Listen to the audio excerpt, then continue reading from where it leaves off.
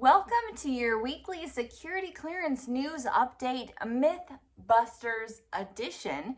We got an email this week about paying for your own security clearance. This is a question that comes up a lot, and a common myth that candidates and individuals ask about is having their employer pay for their security clearance. So in this case, the individual said he had heard back from his defense contracting company that they were unwilling to pay for his security clearance to be maintained. So he was asking us if he could actually pay himself to maintain his security clearance, because as he knows, it's a great perk in terms of jobs. It's a great way to increase your employability, cross-promote employability, to jump into different contracts or to jump into different employers. So if your clearance is about ready to expire, many times candidates will ask, hey, can I upgrade my clearance myself if my employer won't, or can I maintain my eligibility myself? In this case, not sure if this is a failure to communicate or actually an employer providing misinformation to their employee, but defense contractors do not pay for security clearances.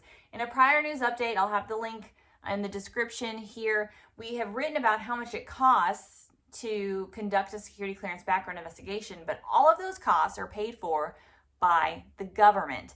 Actual employers or individuals don't pay any of those costs. Now, employers do have costs for maintaining a personnel security program, employing an FSO, maintaining eligibility requirements and clearance requirements. Maybe there's something related to maintaining a SCIF or sensitive facility. Those are all incidental costs related to maintaining a security program. They're not costs for obtaining the background investigation. The government pays for those costs. There have been a lot of talks and back and forth in the past about whether or not those requirements should change. Some companies would prefer to pay for their background investigation costs, hopes to expedite or improve the timeliness of the process. For the government, so much of the security clearance process is really based on this idea that security clearances are the purview of the government. Eligibility to access classified information is not a right.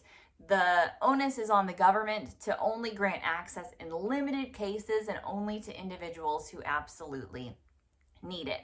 So I don't expect this changing.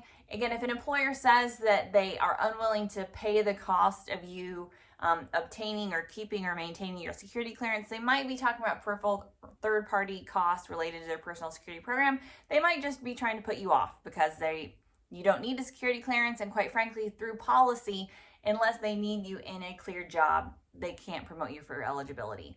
But if there is misinformation out there, if you do have a security officer or more likely a program manager telling you that they can't maintain your eligibility due to cost, definitely point them back to the policy and show how if you need a clearance to do your job, the government is going to pay the cost for you to keep it. Again, for more on security clearance costs, security clearance eligibility guidelines, and just all of those wonky, nuanced policy rules about how defense contractors work within industrial security, you can visit us at clearancejobs.com.